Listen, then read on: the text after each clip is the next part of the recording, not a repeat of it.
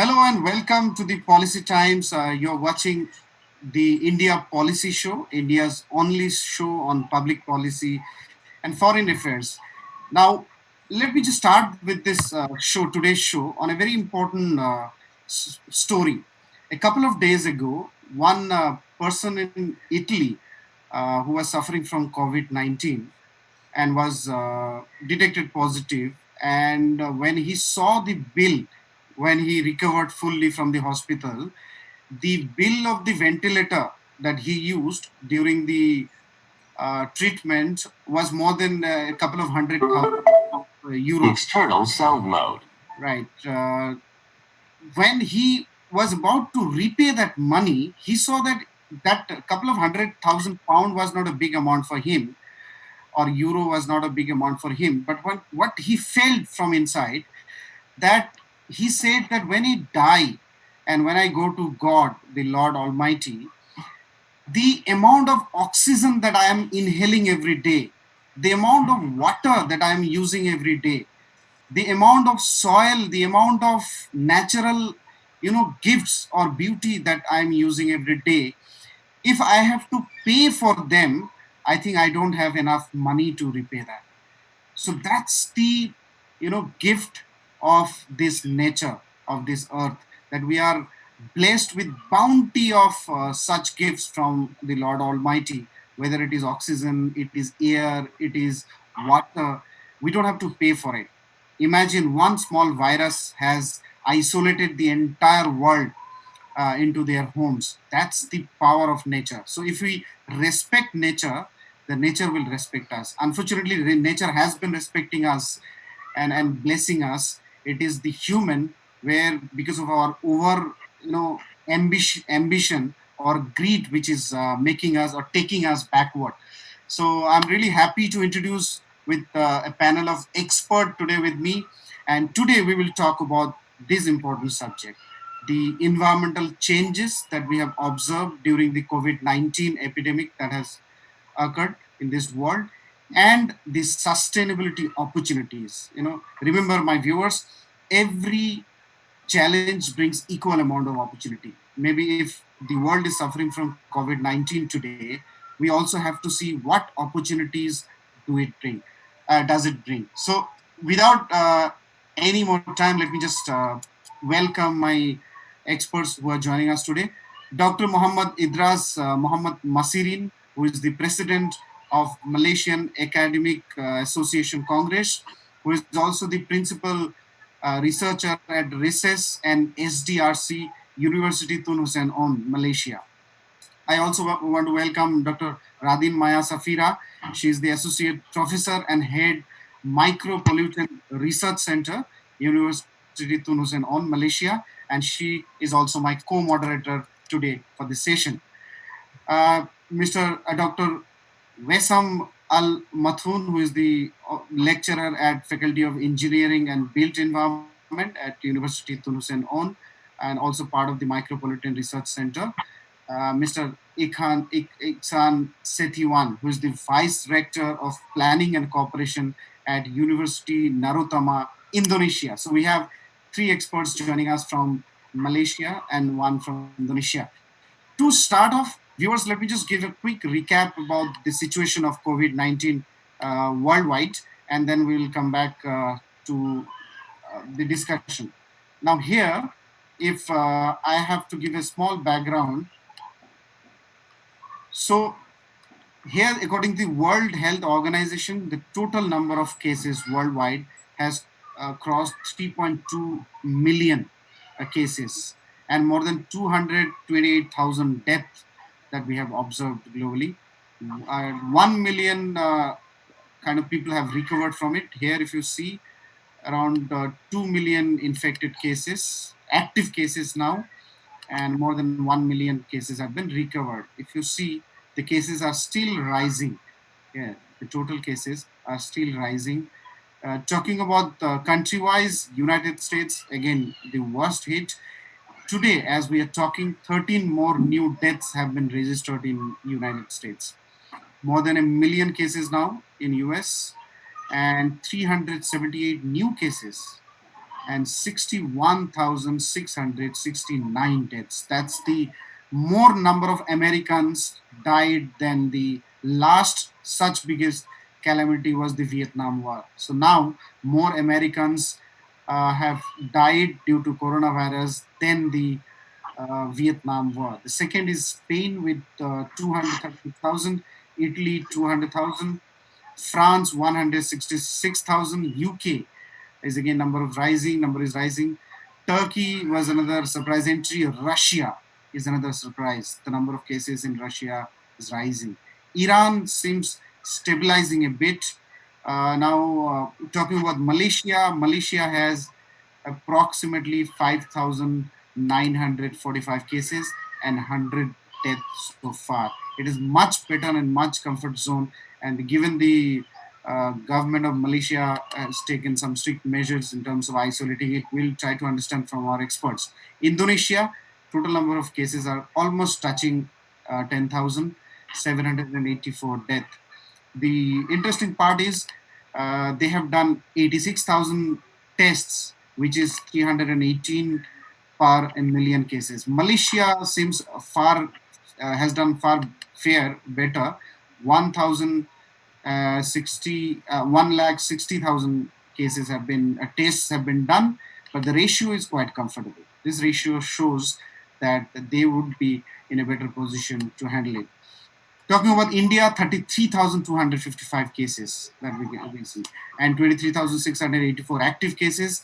More than 100 people have died. That's the numbers are becoming scary day by day. Maharashtra becoming the red zone, followed by Gujarat, and Delhi is in third place. So Gujarat, number of cases in Gujarat is very surprisingly rising. So that's a bit about this. Now I want to come back to our panel with a very small and short question. I want to also welcome Dr. Maya to also co-moderate with this discussion, being an expert. And also I want to thank that University Tun Hussein on and Policy Times together are organizing this series of discussions, viewers. First question, we have heard and read a couple of news that the ozone layer has closed. The biggest hole in the ozone layer has closed, and there was a lot of news saying that due to the global lockdown, this has happened. I want to ask this, and this can be the opening comments from our expert, maybe starting with Professor Maya. If you can give us an account that is it connected with the COVID-19 global lockdown that is happening globally? Okay, thank you so much, Mr. Akram, and thank you so much for inviting me. Hello, everyone. I am Maya from UTHM. I'm very happy to be part of this forum. Okay. Regarding to the ozone layer depletion, is it regarding to the COVID-19? As we know that we can see that our environment become better. So we can see the clear skies, and then the river pollution getting decreased, air pollution getting lower. But for the ozone layer depletion, as we know that this ozone contribute from the chemical compounds, from the refrigerants, okay, halocarbons, CFC, all from the household activity. So I think it still has the effect during the household activity, because when we are locked down, we are doing all of our time in our house, okay, and Right. then this also can contribute lots of energy and contribute to the carbon footprint. Even though that's the number is not really high, but still it can contribute some percentage of these uh, greenhouse gases and also these, but not much. Yeah. Right. Okay. Taking the opening remarks, maybe if I can introduce and request Professor Masirin to give your opening comment. All right. Thank you very much, Dr. Akram. Dr. Akram. Well, if you talk about the so-called the pollution or even contamination, I think it is because of a lot of things. You can say I can classify the environmental change into 5 factors. The first factor will be the climatic change. Due to the climatic change, due to the things that happen around us, that might contribute to the environmental change, as you mentioned earlier. Right. But again, when we talk about climatic change and the ozone layers, I think there are a lot of factors that affects the ozone layers that we can later on discuss in detail.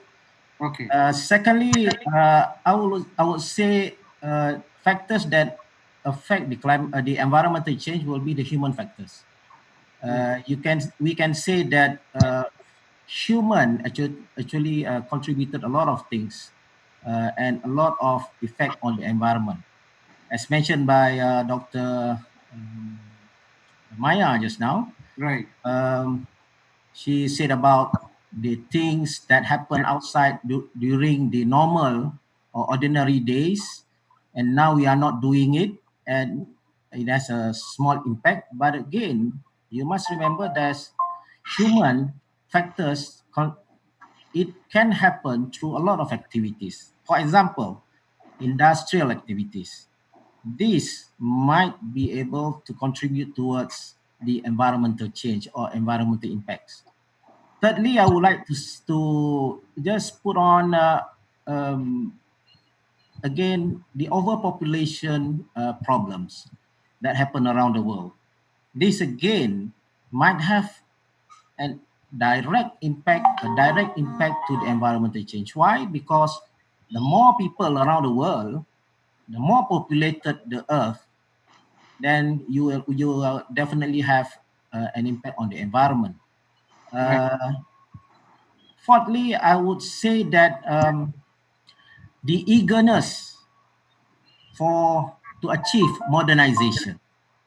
Uh, Mm-hmm. this again, I believe, will have an impact on the urbanization process. And if we don't actually control the urbanization process, we don't plan properly, then it will have an impact on our environment. Last but not least, I think one which is very closely related with your opening remark just now about the oxygen. You see, whether we should pay or we can pay oxygen from the environment or from the people around us. I think if we conduct programs or conduct preservation and rehabilitation programs to the earth, I think that will actually reduce the impact on the environment, because we know one of the programs that has been conducted worldwide is planting trees. And if we are able to conduct this program, I think that will actually preserve the world and also provide more oxygen to the Thank you. population. I will come back to you, Dr. Masirin. All right. Maybe we'll take the opening comments from everyone, and then we'll. So, Dr. Ikhsan, coming from Indonesia, given that Indonesia has a huge forest cover and is more of a much a different country than altogether different. It's an island country, more of a a very unique country. What are the climate? So, given this, how do you see that this lockdown has any connection with the ozone layer? And what more sustainable opportunities that we are going to see from here? If you can unmute and then. Okay. Thank you very much, Dr. Akram. So in Indonesia, problem is not only for the pollution, but problem is using energy of soil energy in Indonesia. They only not 10% using renewable energy. That's a big problem. So we still using steam power plant. So using coal, that make some pollution in the air. And of course for transportation. In Jakarta still have a huge number of individual car then public transportation. So they make big number of air pollution too. So using the fossil, using the steam power plant, they make not good for the environment impact. So this time for our government to make some clean energy using renewable energy. So make our ozone or our air pollution reduce. So I think this COVID-19 will have some impact for government regulation to support for clean energy. I think that. Excellent. Okay, Dr. Wesam, coming to you. Your opening comment on today's discussion. If you can enlighten the topic and discussion of the day. Okay, thank you again for the organization and for inviting the panelists to discuss this important topic. The idea, everybody agrees that there are a lot of environmental positive changes where we are talking about reduction of pollutants in the atmosphere, in water, reduction in all types of pollutants, and also healing of the ozone layer, which is to some extent, it is related, even though this is a kind of a natural process of building up the ozone, right? Right. But the main question now is how to maintain this positive momentum after COVID or after lifting the lockdown, right? Because there are some concern that, like, when the lockdown ended, so we will go back to the the normal condition, the normal scenario, where we are emitting a lot of pollutants and maybe in a faster on a growing rate, which will damage again the environment. So on how to maintain this positive environmental change, we have to maintain and we have to promote the sustainability practices, right? Which will make sure that all these elements will be in balance, and most important, the environment will be protected and the public health will be protected. And maybe to elaborate more, I think in the next round, I will be elaborating more on the sustainability aspects. Thank you. I just want to, for our viewers, both in India, Indonesia, and Malaysia, I want to give just a small point of view to you. It is not important what you want to listen or what you want to hear. It is important what you should listen. Now, why environment or sustainability issues are of core and utmost concern for every citizen living in this world is because when we talk about a sustainable living, it has three important components. One is economy, the second is environment, the third is community or society. Now, which also means that whatever at the policy level we talk, at the individual level we talk, or as a community or society level we talk, whatever decision we make, we also have to think that what is the level of impact economically, environmentally, and socially. Is it beneficial? Is it welfare oriented, or it is harmful for economic reasons, society, environment reason, and society reason? That is why I would request that you should watch such discussions which gives about, now most of the cases, whether it is at the policy making level or at the individual level, our policymakers or individually, we give too much importance to our economic importance. How much money am I earning, or we are earning, or as a country we are earning, because everyone is hungry about the wealth. So the economies are, or the countries are making policies for more higher GDP growth, more economic wealth. So whether it is mining, whether it is massive urbanization, industrialization, we often underestimate the importance of environment. And that is why we, the University of Tun Hussein and Policy Times thought that we will come up with a series of such discussions to make you understand the relevance of this topic. Now, with this, may I request Professor Maya to take the discussion forward. Okay, thank you so much, Mr. Akram. Yeah. So we have heard about these three panel's opinions and also their feedback on this, for example, on this ozone depletion and how it can relate with the COVID-19. I can say that, for example, in Indonesia, so the ozone depletion is actually getting higher or reduced during the COVID-19. Right. Yeah, please go on. Yeah. Can you hear us, Dr. Maya? We can hear you very well. Yeah. So please, okay. One important question I want to ask to the panel, because today, and that is the main theme of the day. What are the environmental changes we have observed during the lockdown, and what are the sustainability opportunities we are looking forward or going forward we are going to have, and different society or at a country level or at a business level or individual level we can explore and leverage. Maybe starting with Dr. Masirin. Thank you very much. Well, if you notice that during the COVID-19 pandemic, we are not allowed or we are not encouraged to go outside, and we are turning into other alternatives of getting things, through people, food panda, if you want to pay for your food, or other carriers, and you don't need to go out and get your things. Why? Because your health safety is most important, isn't it? Absolutely. So with that, indirectly, you are reducing the number of transportation mode on the road, and that reduce the pollution, the air pollution. Again, at the same time, I just would like to highlight that actually, uh,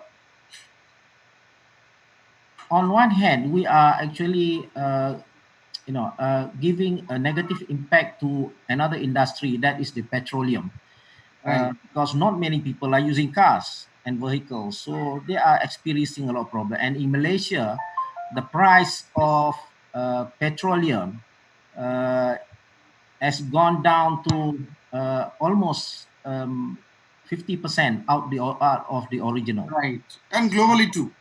Yeah, so that again has a negative impact on that industry, and have a negative impact on the economy, as you mentioned just now. But again, I would like to say that responding to Dr. Wisham's worries, what should we do after this? What will happen to the people? Well, we have to go and transform our living to a new normal, we call it. A new normal meaning that it shouldn't go back to the old normals. Right. Normal, what you call, features.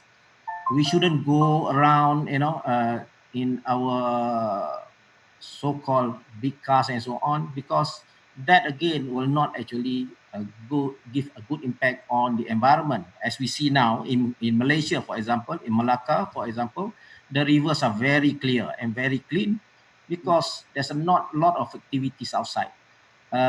In Kuala Lumpur, the river, previously it was very muddy, but now it's getting clearer and clearer. So it means that there's an impact of on the environment, on the rivers, due to the non-movement or less movement of human to the environment itself. Last but not least, I just would like to stress another thing. Before the end of the movement constraint order, I think one of the things that we as academicians and also policymakers should think about the exit plan uh, from this what you call COVID-19 pandemic. What should we do after this? What will the people or the society do after this? What can we help to ensure that the environment will be sustained? What are the activities that we can suggest to the government and to the people? Because our life has changed. The way that we do things has changed. We can still survive without going out and doing a lot of our our own ordinary or normal things. So again, this thing we have to think about it and discuss today, so that at least policymakers around the world will have some idea how to actually um, ensure that the world or the environment is being sustained, the ozone layers will be sustained, and we won't have any environmental problem in the future. That is what we should discuss today. Thank you. Thank you. When you speak, kindly make it in a bullet point so that our viewers can easily grab that and we can cover as many points as we want to talk. Coming to Malaysia, Indonesia, in fact, Dr. Ikhsan, what are the opportunities, sustainable opportunities, would you like to see? So one round of comments and then I'll go to the next question. Okay, thank you, Dr. Rector. So, green certificate and green product is maybe growing in Indonesia because we have some social distancing regulation, then we have some healthy regulation. I will get other speakers, if you can put it yourself in mute so that there is no background noise. Yeah. Okay. sorry. Yeah.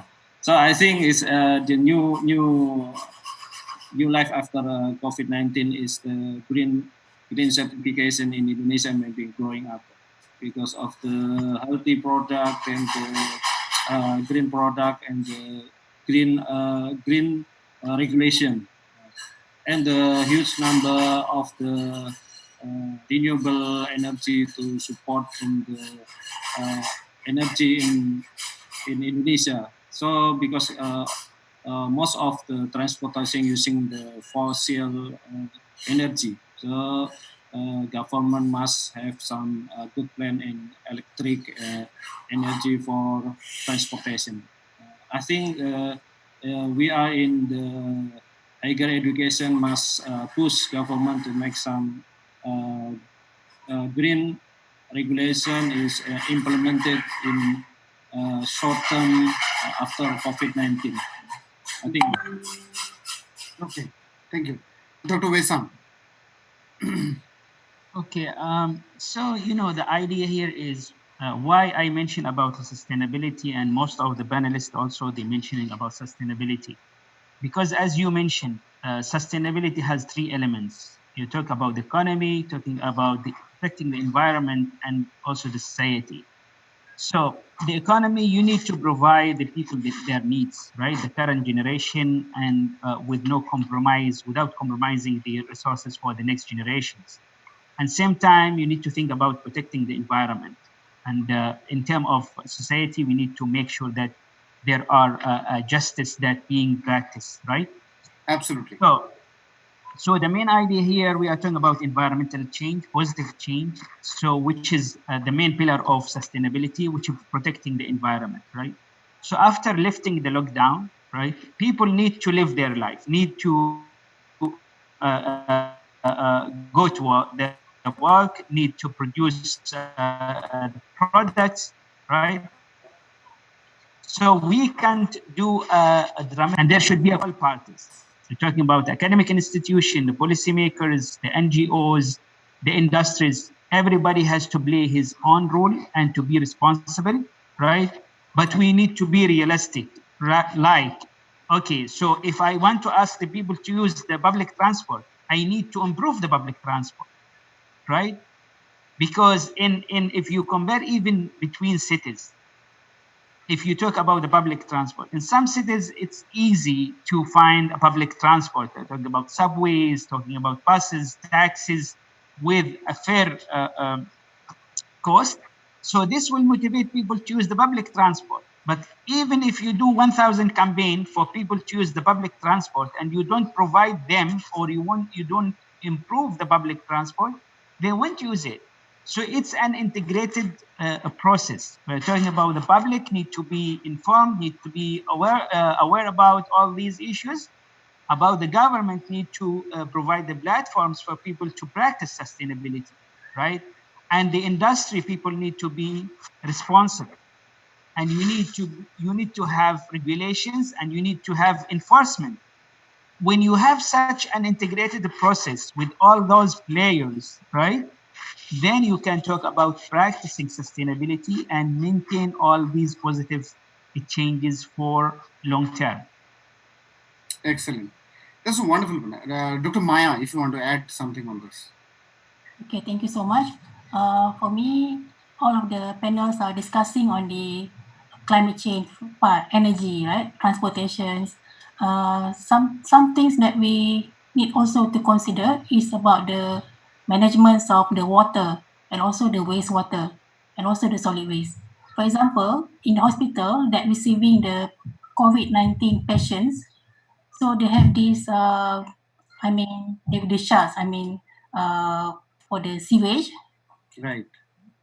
So some of the countries, they have doing some research, and there's no evidence yet that the sewage had been contaminated with this virus because of this some of the treatment. For example, they have a thermal treatment during the treatment process, but we are not sure for the other countries because this has been done in France and also the Netherlands, because the wastewater sometimes can be reused for the irrigation in some countries.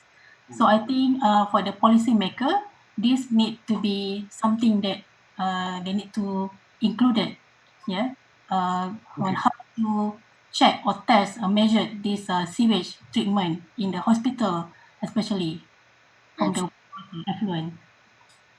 True, because a lot of waste is another way to address the climate change issue or the environmental damage issue. Now, one very practical and crucial point that I want to ask this to all our panelists, and maybe again Dr. Masirin can start.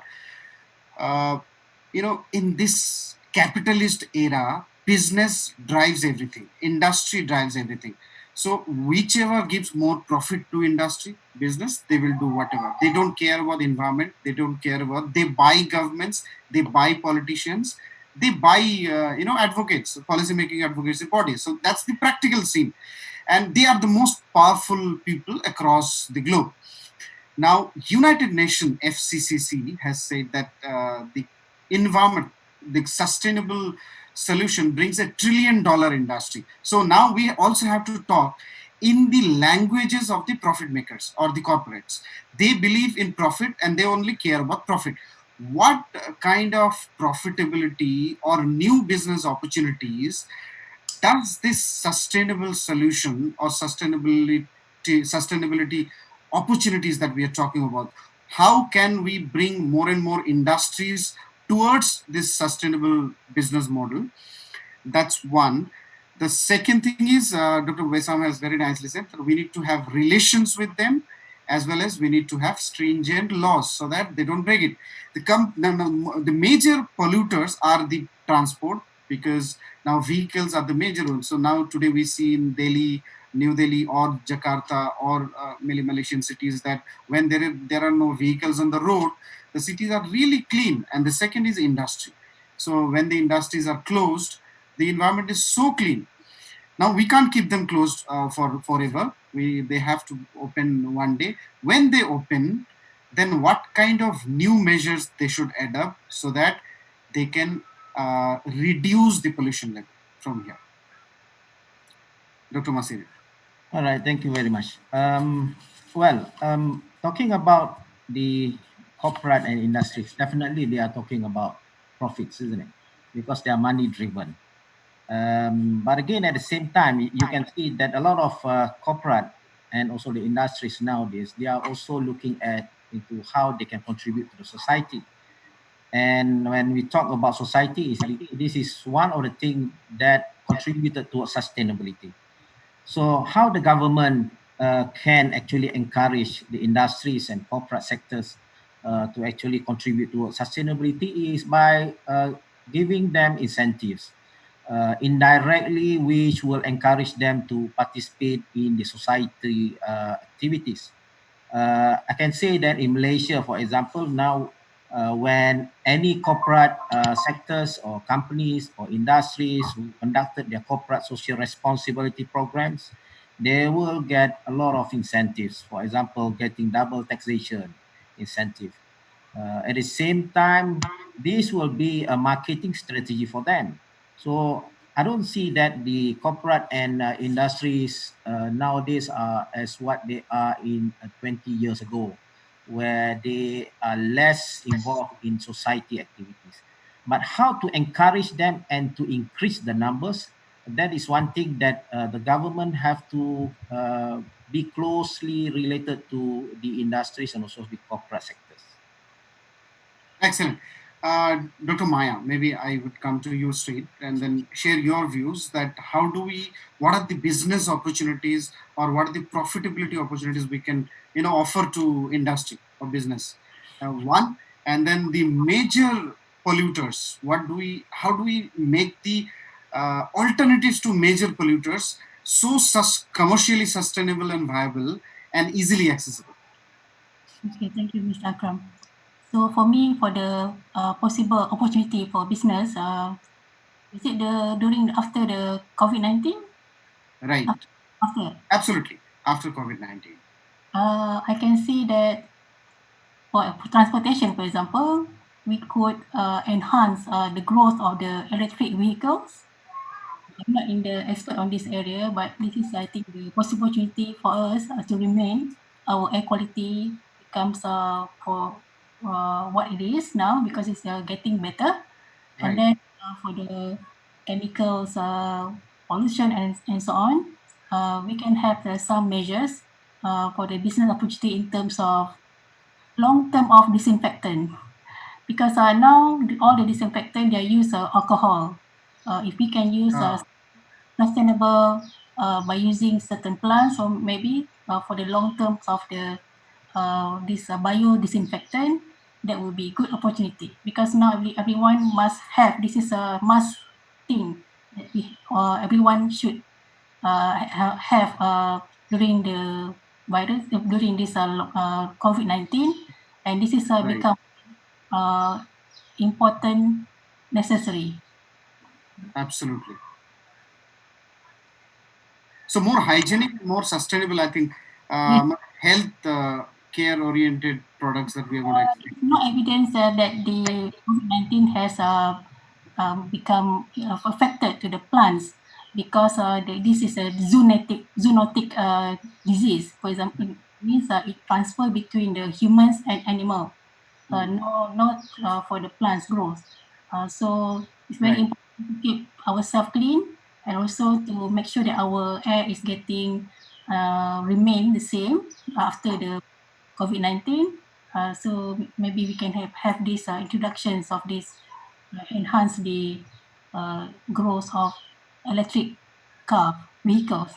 Right. Dr. Ikhsan, I want to come to you with this very sector wise, if you can give us some bracket, which sector offers how much business benefits, maybe in the water sector, in the transport, in industry. How do you see opportunities? Okay, for the water sector, Yeah, please, you can, and then Dr. Ikhsan can come in. okay, I think we can give to Dr. Ikhsan. Yeah.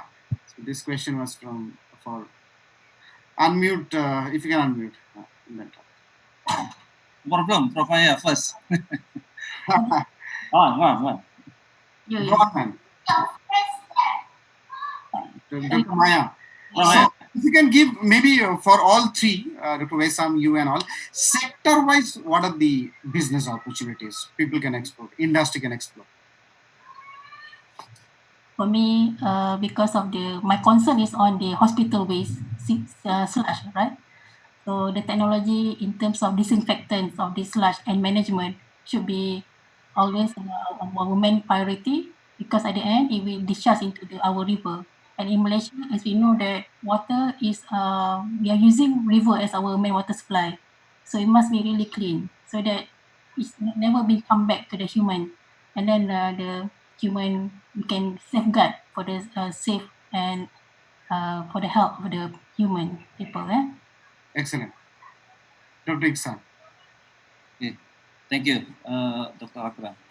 So, green product and green business, then the green regulation is biggest opportunity for new era after COVID-19. Especially in Indonesia, there are no restriction of the cars usage. Yeah, so there are many cars is 30 years, 20 years. So Indonesia must have restriction of the car usage course they use fossil energy. So that's then Indonesia must have the fast track for the regulation in electric using of electric car. In some university has developed program for the build up product of the motorcycle in electric. So there's government must push with the regulation and the incentive, yeah, for or government must have must give a grant to develop some electric product in transportation, some like motorcycle or car or the public transportation, and using the renewable energies because the Indonesia is the biggest energy from coal. They're using sources from coal to build up the power plants. That's a the biggest contribute for the pollution in the air of Indonesia, I think, nowadays. So government, we must push government in Indonesia with university connection to make some research or some innovation product about the green product, green business, and green regulation. I think. Thank you. Dr. Wesam. Okay. So, I just want to raise here one point regarding numbers, So when we talk about the environmental pollution, and this is well stated, just a single source of air pollution, which is the air pollution. So the latest report mentioned that this is the air quality status globally, 2019, it stated that 7 million people dying annually because of air pollution. So even comparing to the statistics from COVID-19, it's still far beyond that number. And this is annually, and they call it a silent killer, right? So even in numbers, when we harm the environment, when we cause pollution, we harm ourselves, and even death number is higher. Talking about a lot of economical losses, right?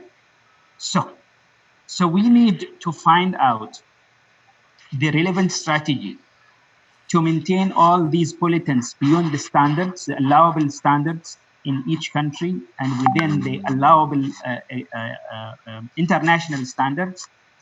And when you talk about the business, from the business perspective, definitely we have to find a balance between the economy needs, between the environmental protection elements, and also the society needs, right? Because, it's a bit complicated, right? Because when we talk about the industry, let's say that one country is relying mainly on petroleum products in petrol. So if I want to change the landscape of transportation or the landscape of energy, this will reflect on the consumption of petrol, and this will reflect on the economy and the GDP of the country. So the people need to realize and to compromise. Is it they want to compromise on the economy? They want to compromise in their lifestyle? They want to compromise on their health? So this is kind of a holistic approach that we have to look into, but definitely we have to find a balance. We have to provide people with their needs. We have to protect the environment and protect the health. And also we have to have an element of justice in the community. So what about the sector in the future, the business opportunities? And this is, I need to emphasize here on an important issue. We have to educate and raise the awareness of the industry people, the business people, that they don't have to look at the environmental pollution as a burden or the environmental control as a burden. They have to look at it as an opportunity for business. And this is an example, and everybody knows about the waste to wealth approach or waste to energy approach, where you can create a value from the waste itself, right? And looking at the current scenario, where we have a lot of transformation. For example, for this forum, previously we have to travel from one place to another by cars, by train, by flights, right? So you are wasting energy, you are emitting pollutants, you are wasting money, and you are wasting time. While you can do this, and we managed to do this online, and many millions of people now doing business from home, meeting online. So this is saving a lot of time, saving a lot of energy, personal energy, and energy consumption as well, right? So the digital economy will be one of the aspects that will be developed rapidly. And looking at the education sector and digitalization, this will be another aspect for development and for business. And this is all clean and environmental friendly businesses. Excellent. The final question, we have a couple of minutes left. I want to connect two important areas. One, students and academia has to play a very critical role in promoting and creating awareness of the sustainable and environmental issues. That's one. Secondly, what would kind of policy solutions you would like to give to industry and governments as to how many opportunities does this bring post COVID-19, and what are the kind of policy measures should countries take post COVID-19, because this episode has changed the way normally people function, governments function, the machineries function. So maybe it will be easy for government to implement any sustainability clause in the normal day-to-day activities. So these two questions, maybe we can start. Ladies first, maybe we can start with Professor Maya. Okay, thank you so much. So this is regarding to the policy solution, yeah, what we can offer regarding to the environment, sustainable development.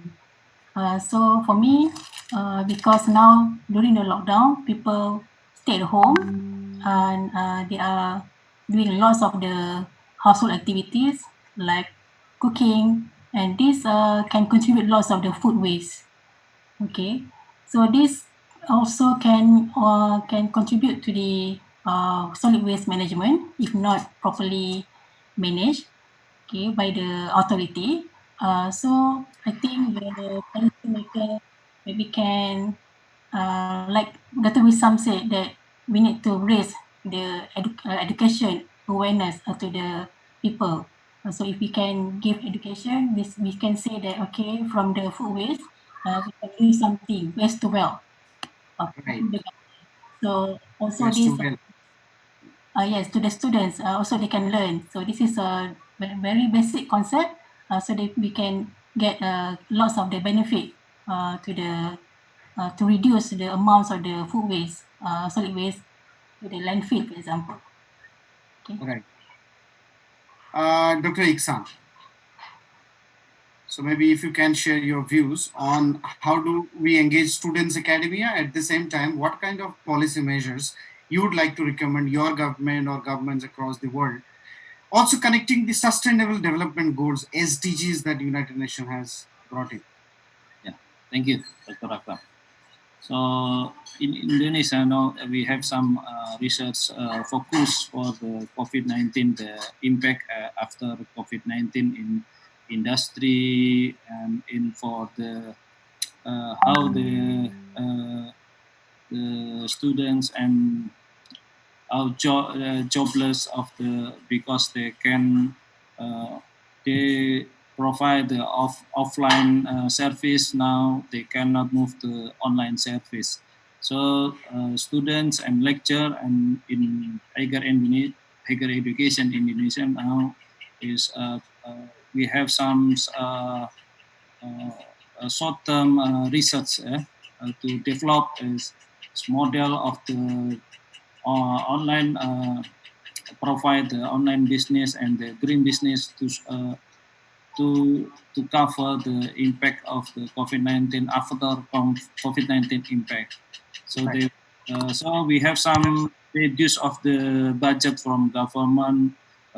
Some budget is cut off because the government in Indonesia focus on the COVID-19 and the impact after COVID-19 in jobless and in the student. How can they pay the tuition fee is a problem for us now. So government now focus in the impact of the COVID-19. And our university have some give some some the research product, how to develop the green product, and how to develop the online product to help the students and the jobless. For some people, they can work using online. Yeah? So some people say we do some research and innovation product to help them, something like that. Okay, Dr. Wesam.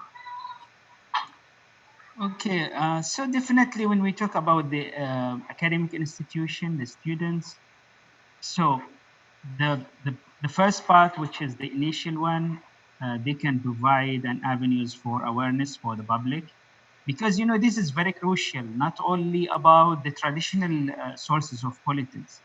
Even we are as a community, people, they have some practices which harm the environment, and this is very common maybe in this region and elsewhere in the world, which is like open burning. Open burning is being conducted, is being practiced by people, and it is harming as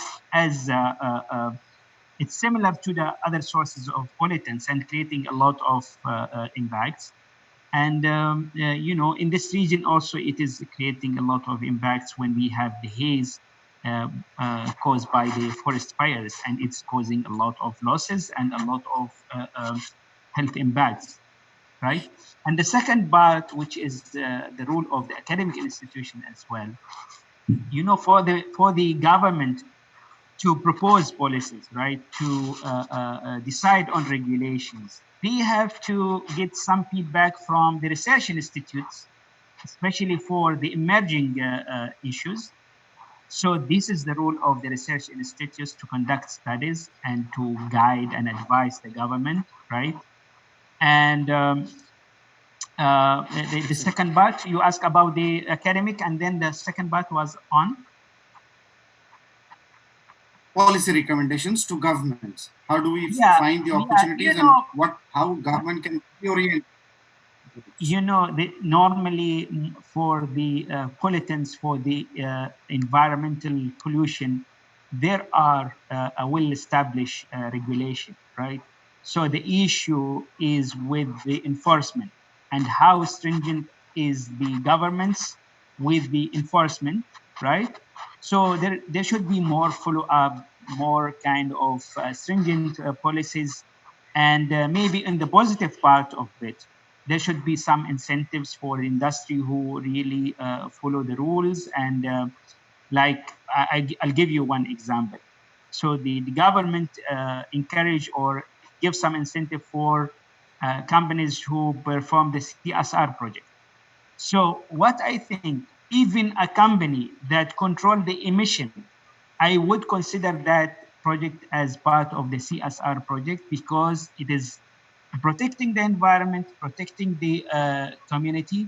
So those kind of incentive, and this is being practiced in some countries. Even the factories can get loans or can get tax reduction if they use any mechanism or technique to control the pollutants from the industry. So that those kind of policies and approaches can be adopted by the governments, and this definitely will help the industries and will protect the environment and the community health as well. Excellent. I would now like to invite Dr. Maya to maybe summarize the entire discussion and highlight some facts. Before that, there are a couple of points that I got. Maybe you can conclude, is that, as Dr. Wesam finally said, that enforcements, maybe we have Dr. Masirin also to conclude. Sorry, Dr. Masirin, your final comments on these two aspects. Maybe in bullet points, if you can pinpoint. Yeah, so if you can unmute first. That's the technical. Thank you. So I think the other panels have mentioned a lot of things.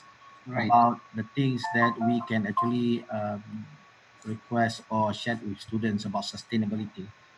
But one thing that I would like to share is about what we learned from COVID-19 pandemic. Uh, there are a few lessons that we learned. One of the things that we learned is that during this pandemic and any challenging situation, we have to have a good team. Meaning that if we don't have a good team, then we are going to have a lot of problems. And in promoting sustainability, that we need to have a good team also. This is similar.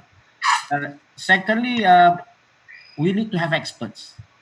And experts are people who actually can advise the government, can advise the community how to actually approach any problems. And in COVID-19, in Malaysia, we have our experts who actually advises the uh, Ministry of Education, Ministry of Health, and also the Prime Minister to decide on things pertaining to the pandemic. Thirdly, we should have a good planning and also a good financial support. So, as mentioned by Dr. Wesam, if you ask people to use the public transportation, but you don't have the connectivity, for example, then how can people use your public transportation? So again, we know that using public transportation will contribute towards less pollution. But again, how do we actually ensure or encourage people to use it? That is one thing. So, fourthly, it's about the systematic execution. In COVID-19, if you see, a lot of governments, they are actually trying to solve the problems by coming out with good plans and so on and encouraging people to stay home. But again, how do they actually effectively execute, efficiently execute the problem, the Right. plan? Fifth, if I can say, what we learned from COVID-19 is also about creativity and innovation. We need to be creative. We need to have to be innovative because in order for us to rely on the Ministry of Health alone to actually tackle the issue of COVID-19 is not going to be justified. Uh, in most countries, the public are also helping the Ministry of Health.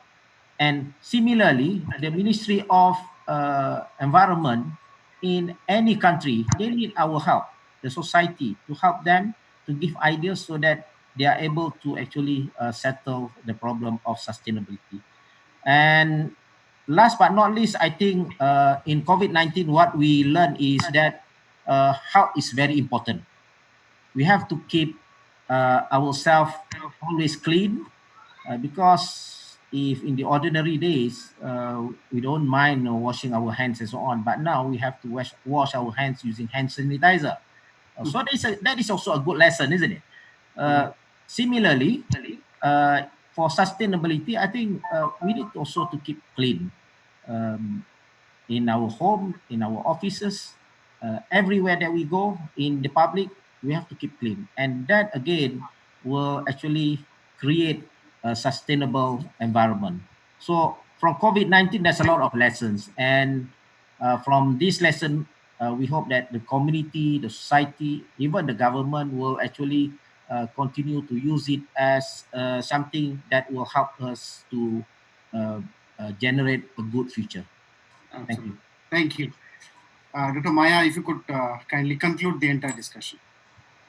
Okay, so we can conclude that just like Professor Idrus Masirin mentioned, and also the other panels. So we have a very good teams, and by today's discussion, we have got lots of input, so that we can see, and then maybe we can suggest to our governments and also to the others authorities. So these are our resources and also what we have. So what we can do to improve our policy so that the environment is sustainable can be continued to rehab. Absolutely. Dr. Maya, Dr. Masirin, Dr. Ikhsan, and Dr. Wesam, thank you so much for being with us for this important discussion.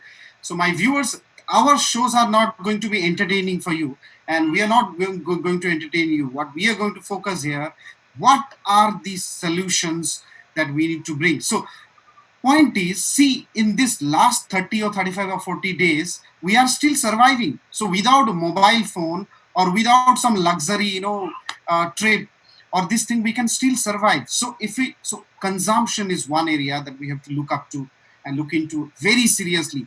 Are we doing the need-based consumption or our desire-based consumption? So consumption decides how much environmental damage that we are going to bring through our activity. Our experts have very nicely shared that we have to focus on the hospital wastes that are going to come. So it is not that since the industrial activity has stopped, but the hospital waste is becoming another big concern, and we are not able to recycle them properly. Dr. Wesam has very nicely shared that we need enforcement and we need incentives for the industry, which different countries are giving. The international organizations like UN, they are giving, but maybe we need better and better approach to address it. As Dr. Masirin has very nicely said, creativity and innovation should be adopted in our approach very nicely. Thank you so much. Keep watching the Policy Times.